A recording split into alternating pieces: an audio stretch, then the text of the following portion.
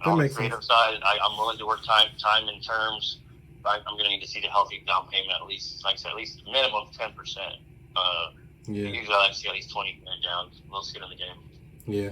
Well, I appreciate your time, Anthony. I just wanted to take a look and see if there was something we could do to help out, but it seems like you got it all figured out pretty much. I mean, it's good until it's not. I mean, I got it figured out for the most part, and then I don't, right? So I think it goes in cycles.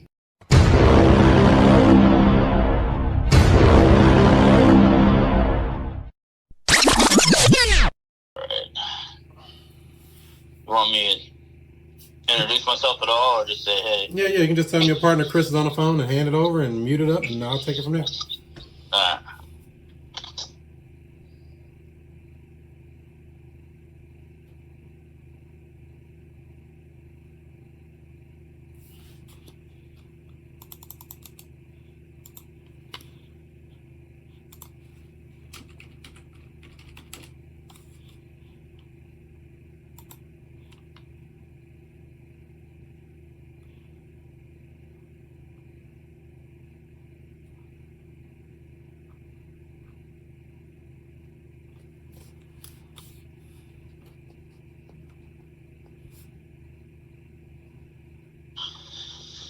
Yeah, he didn't pick up. I'll call him back here in a second. Yeah, no problem. Yeah. But no, I noticed there was a Candace coffee, which has the same last name as him, like as looked like the agent that was listing. Oh, that's how they do it. Let their cousin list it for them, or their sister, or whoever. Oh, yeah, it says Candace Coffee, Berkshire Hathaway. Yep. Yeah. And if he doesn't answer, there's this other gentleman that was really calling me back last night, but I think after baseball game, it was too late. Yeah. And they got this thing on the MLS. Oh, I say also listed on auction.com, so it's listed in two places. Damn, double listed. Yeah.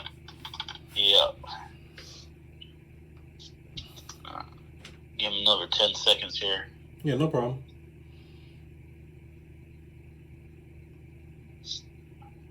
We'll figure it out. If there's a deal to be made, it'll be made. If not, no harm, no foul. Yeah.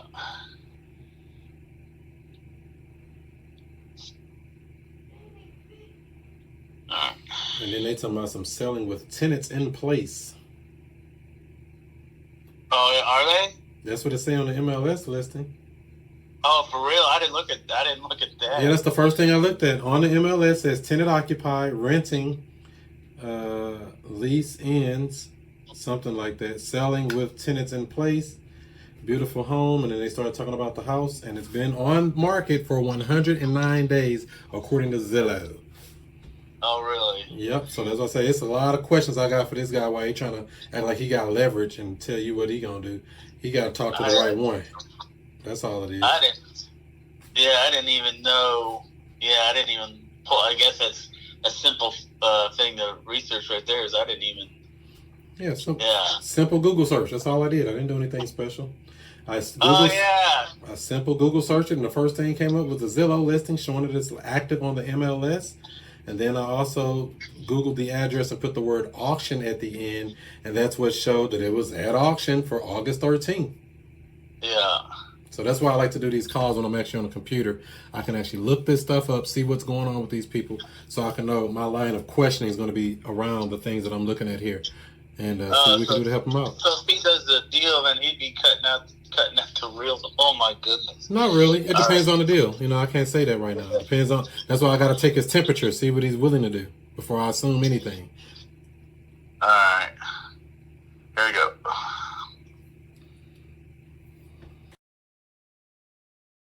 So I want to get into real estate, but don't know where to start. Well, what I would say is to join the Future Cash Flow Club. It's a community of investors where we talk about wholesaling, we talk about creative deal structuring, buying houses subject to, all of the creative stuff that everybody's talking about. You don't need a real estate license or any of that. Wow, where do I sign up? Well, I would say go to futurecashflowclub.com. That's futurecashflowclub.com. You can even get a free trial. Try it out today. Hey, Anthony. Yeah. Hey, this is Chris. How are you today? I'm doing well. How you doing? Another sunny day. I was just trying to check on it and see what's going on with the house there over on June. Have you been able to get it sold yet, or? No, I actually just told my agent to cancel it because I'm going to either do what I normally do, either rent it back out or find a rat buyer. Oh, okay. You say find a rat buyer. You sound like an advanced real estate investor. I don't know. I suppose maybe I've been doing it for a decade. Okay, there you go. I'm going to say people don't even use that terminology unless they know a little bit about creative real estate. That's all. Yeah, it's the majority of my portfolio is creative. I mean, I got a couple of DSCRs out there, but I'm moving into the lender position and doing a lot of seller finance and stuff like that. So 100% makes better sense. I tell people landlording is hard work, and we don't want to work that hard. We just want to get paid, right? Well, I mean, at one point we had 75 rentals, and on paper it looks good, but just after the capital expenditures and maintenance and turnover and vacancies and all that stuff, it just doesn't pan out how it should. So. Right. Now you had it on the market. Do you have an idea why it didn't sell? Tenants in place. It's always hard to sell a unit with tenants in place. Oh, okay. What's the deal with those tenants? What are they paying on rent now? I think we're paying $1,850 a month. 1,800 or 1,850, something like that. Let me pull up the rent roll. Hold on a second. They were paying $1,810. My apologies, $1,810. Oh, okay. So that's not bad. And then I guess that was enough to cash flow a little bit. Are those tenants planning on staying, or are they going to be moving out? What's their deal? I believe they're moving out at the end of this month or next month. Okay. Because, everybody wants it vacant. You know that. It would be a whole lot easier to sell. You're buying to. It all depends who you're selling to, but yeah, majority of the people do want it vacant. Yeah. I've sold a couple of tenants in place, long-term tenants, but all depends what the circumstances are for each party. Makes perfect sense. So this one here says, let's see here. Got to pull it back up. So this is a 4-bed, 2-bath. Is there any major repairs or anything that's needed on the property? It's an older property, but I put about $25,000 in there. I mean, it's not going to be the prettiest thing on the market, but it's definitely livable and it has a little character to it. But it's a 100-plus-year-old house. I think we did. Let me see. Where's the file at? So let's see. So we did a roof repair, mistless plumbing. Let's see what else. Installed 3 rolls of ice and water. Let's see.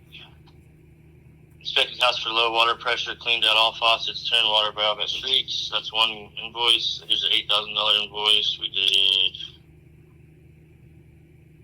the HVAC. Has the HVAC system in there. Let's see. Who did that? Electrical's been updated. So you did a bunch of work to this property over the years, huh? Installed a ramp for wheelchair access, so it's wheelchair accessible. Let's see. We updated the kitchens and the counter, the kitchens. Let's see.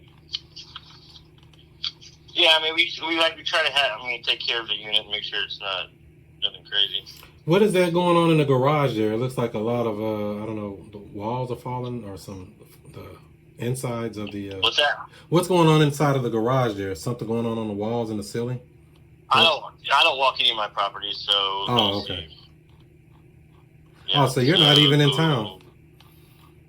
No, I'm in Lee Summit, but I've been doing this, I can facilitate pretty well. So we installed that cellar door. I think, let's see what else. What was the problem with the garage? It's nothing. There's no drywall or ceiling in there. Mm-hmm.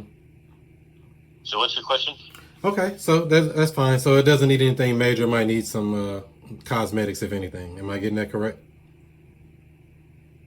Well, everything is going to be the cosmetics. But yeah, it was livable. We had a renter in there for a year. And then any issue or maintenance requests they had, we fixed usually. Perfect. And so Mike was telling me that you were interested or you were open to doing something creative as far as selling it. What's the deal there? I told you what the deal is. I'm selling all my properties on seller finance, or I'm renting them or filling them. I mean, I'm not too motivated, but if the right buyer comes along, I'm willing to work a deal that's fair for everybody. He says you guys are new to real estate and trying to build your portfolio. Oh, no, I'm not new. He's a little newer. That's why I'm on the phone. I have probably the same amount of doors as you do. So that's why I'm just trying to see if it's a structured deal. Yeah, I bought the property subject to the existing mortgage. Jason's the original seller. The debt's in his name. I was talking to your associate there. We can do a wraparound mortgage where we keep the first position in place, and then I'll just sell my equity on a second position. You can pay me in installments or whatever the term and time that works best for you guys. But I just need to get my lender capital back out of it and onto the market. And what would it take to get your lender out of it so that you're able to make this transaction happen? I mean, usually our minimum down payment's usually around $20,000 to $25,000. Usually 15%, 10 to 15% of the purchase price. Obviously, I like to see more. Liquidity is the name of the game, so I can get it back out on the market. But yeah, for this one, I like to see like $25,000 down on this one. 25,000 down. Yeah. Okay. And is that enough to like clear the auction that's coming up, or that's something different? I'm about to clear that out anyways. Oh, okay. Yeah, because I see it said auction for, what's that, the 13th of August, something like that? Yeah, that's going to get cleared out regardless. So I had to save five of my properties out of that status. It's crazy. Wow, what happened? Nobody was paying. Oh, welcome to real estate, huh? Yeah, that's what I'm saying. It is what it is. So it's all relative, but it comes in waves. So yeah, that's why we prefer to get them vacant, because we don't really want to inherit a bad tenant. I don't know if they're good tenants or bad tenants, but we prefer to get them vacant. Tenants were good. The issue was I was just robbing Peter to pay Paul, but those were on-paying tenants all day long. You know what I mean? So are you saying you're looking to sell more than just this one property? You have others you would sell as well? Yeah, I have probably about 10 more than actually. I mean, I just had to foreclose on a couple. But yeah, I'm looking at my sheet right now. I can do. I got a duplex. Yeah, I got a few. I got about 10 units. So is this the one that's most pressing to get sold, or you have others that are probably more important? I'm not. Well, I got one in Polo. I mean, and again, it's just I'm gonna fill them or sell them, and so whatever comes along. And the rental market's always strong, so I can always find a renter. But yeah, I mean, they're all the same timeline. I'm putting two on the market this week. One's a flip in Independence. One's out in Polo, Missouri. But I just got to put $25,000 into that one. So. Yeah. There's always something to spend money on, ain't it? Well, it is. And like I said, I run out of money every month, so. Right. And so this one here, so this is the last one that's got an auction coming up? Is that what I'm getting? Oh, I don't know. I mean, when they tell me in the mail, that's when I usually pay them all out, so. Oh, wow. So you just catch them up at the last minute, huh? Well, we try to keep everything rolling on steadily, but, heavy rehab costs, I got payroll, I got marketing, I got all that stuff, so I put the fires out as needed. So I'm just trying to figure what is the best situation. Is it better for us to try to buy multiple of these properties, or just deal with this one that's, kind of coming up more pressing? How much cash you got? Well, we have plenty of cash. It just has to make sense, as you know, being an investor yourself. Cash isn't the problem. We just have to get into them at the right position. And I'm assuming these properties are going to need something, no matter what. You and I both know that when you buy a property, it's going to need something. Polo won't need anything. Polo's turnkey. Dearborn is more, like I said, that's a 100-plus-year-old house, so that's what you get. But I'm not a slumlord. I keep it up. It all depends what you want to do with it. You want to change paint or all that stuff? I don't know. I mean, by all means, you can walk it. But yeah, Polo, I just got done rehabbing. That's when I had to foreclose on my last rat buyer. So by all means, step on in. But that's when I just redid the floor. So when we looking at the photos and from the information you're giving me, this one on June in Dearborn, we're probably closer to around 10 as a down payment. Is that something you would consider? No, that's just too light, because if I had to foreclose on you, I might put $8,000 in legal fees, so I'm not going to entertain 10. Yeah. Well, I definitely understand that. And then you said the other one is more turnkey, that doesn't need any work? Mm-hmm. What's the deal that with is that? Correct. What's the deal with the one there? I just told you, I had to foreclose on the rat buyer, kick them out, and then just went ahead and made it market ready again. It's ready for a retail buyer, to be honest with you, but I'm going to find a rat buyer. So that one's already vacant then. That would be more suitable probably for what we're looking for, it sounds like. Yeah, but I don't know if the numbers might make sense for you. Are you looking for cash flow? Are you looking for long-term hold? Long-term hold. Like I was telling. Yeah, we do long-term hold mostly. We do some, buying, turn, but most of the portfolio is hold long-term because that's where the money's at. We're not looking to get out of them real quick or anything.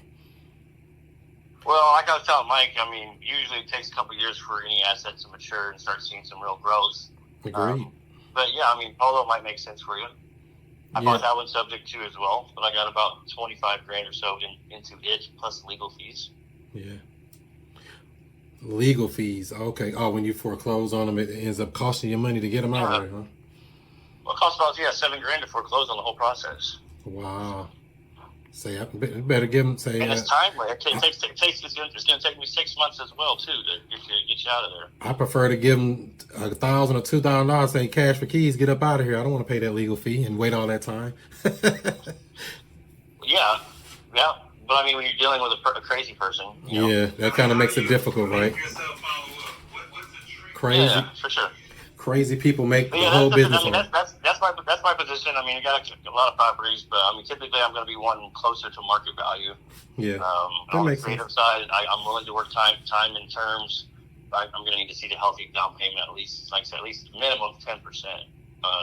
Usually I like to see at least 20 down. We'll get in the game. Yeah. Well, I appreciate your time, Anthony. I just wanted to take a look and see if there was something we could do to help out, but it seems like you got it all figured out pretty much. It's good until it's not. I got it figured out for the most part, and then I don't, right? So I think it goes in cycles. Yeah, I definitely understand. If something changes, give Mike a call back, and we'll see what we can do from there, okay? Well, just follow up. I'm just going to keep buying and selling. So if you guys are actually buying, just keep following up with me, portfolio's constantly changing. Perfect. I appreciate your time tonight. All right, guys. Have a good night. Bye. Thank you.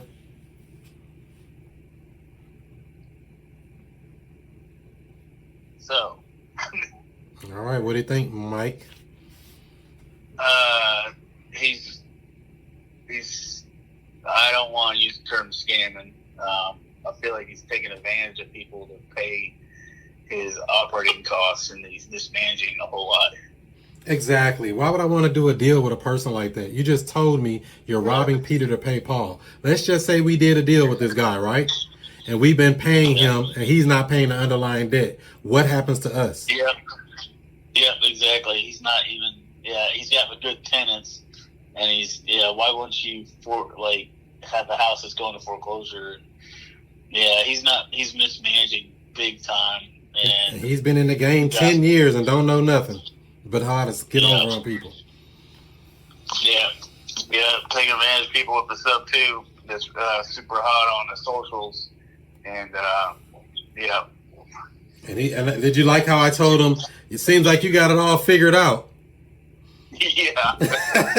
We call that the takeaway clause. Take it away. We got plenty of cash, but it sounds like you don't really want to work with us. So we're not going to work with you. He just wants the cash is what he wants, and then to end up not holding his obligation on the other end, and then come back in and take it back, and then on to the next person. And that's exactly why I said keep Mike's number and call him back if something changes. Because right now you ain't got no pain. Or evidently you ain't feeling the pain. Or I don't even think I want to be in a deal with a person like that. Just being honest with you. No. Because he dropped down to 10. Well, no, he wouldn't do... he considered 10 for a second, And then, I don't know what, I think his obligations, he got his payroll to pay, and it's more than 10. He running a bad business, and why would I want to be in business with somebody like that? Yeah, I won't be surprised if this one gets foreclosed on. Yeah, and he's making a bad name for others that are out here doing the right thing when we buy properties subject to the existing financing. I think this is a bad actor. Yeah. Anything else you learned from that call? Say again? Anything else you learned from that call?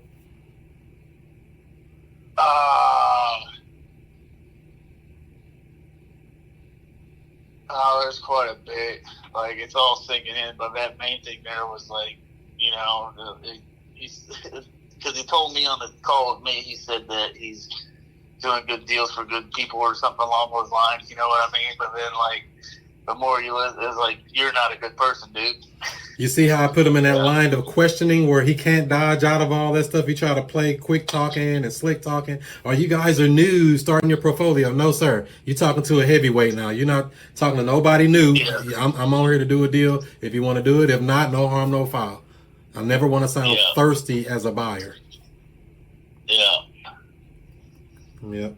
So that's all we can do with that. I mean, I don't see anything there. If he's not motivated, let it go. Keep him. Go find somebody else who needs your help, because that guy is really kind of, you know, I don't know. I don't want to say nothing too bad, but he ain't good. Yeah. But I did record the call and everything, so I'll put it up so you can catch the video and listen to it again and see what you thought about it, learn from it, implement some of the strategies, some of the questions, some of the tactics that I use to figure out, are we dealing with a prospect or a suspect? And hopefully that'll help you out on your future phone calls, all right? And still maintain the goal of because all he was thirsty for was cash, and it didn't matter as long as you got cash from you. It didn't matter what happened on the other end of it. Yeah. So that's why I have to let him know we're probably not who you're looking for, my man. But if something changes, give us a call back, and we'll see what we can do about that. And I loved how he threw out there the whole, like, remind me of when I did construction.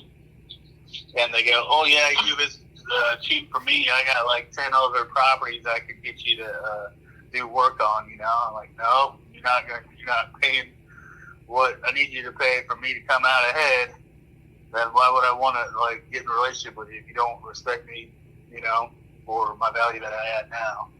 And even that I told them that, hey, what happened to cash for keys? Well, you can just negotiate a deal where they leave on their own. No, I want to go through an eviction process. They have them putting stuff down my toilets and all this other bad stuff that can happen when you're dealing with people in that status. I prefer to work a deal out than go through the long legal procedure, because the only people get paid in that is the lawyers, right? The only people get paid in the eviction is the attorneys, the courts, and everybody else. What'd you get out of this? Nothing. Not and that was all, I think it's an excuse for money, too. I don't think Yep. All right, Mike. I'll let you get back to your evening. Like I said, I'll have this recording up for you, and you'll be able to check it out later, okay? All right. And then you said no more talking to Joseph. Who was to a person that's on, and you found that on the you went to the recorder of deeds? You can talk to him. There's nothing wrong with that, but he's not the signer. He's not the owner of the property.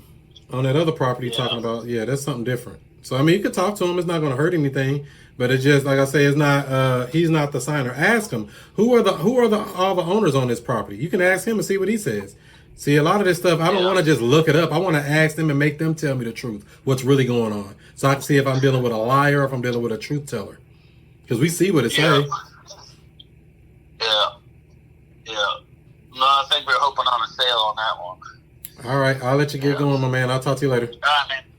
Later. Thank you so much for your time. All right, no problem. There you go, ladies and gentlemen. Make sure you tune in, futurecashflowclub.com, if you want to learn more about tactics on dealing with these sellers, asking questions of these sellers, and doing better with a thing called real estate. futurecashflowclub.com. Do what you do. Be who you be, and I'll see you before you see me. Yeah. Allow me to reintroduce myself. I'm Chris Monroe. R to the O-E. I flip houses, rent cars, and make money. You know I'm not no motherfucker dummy. This how we do.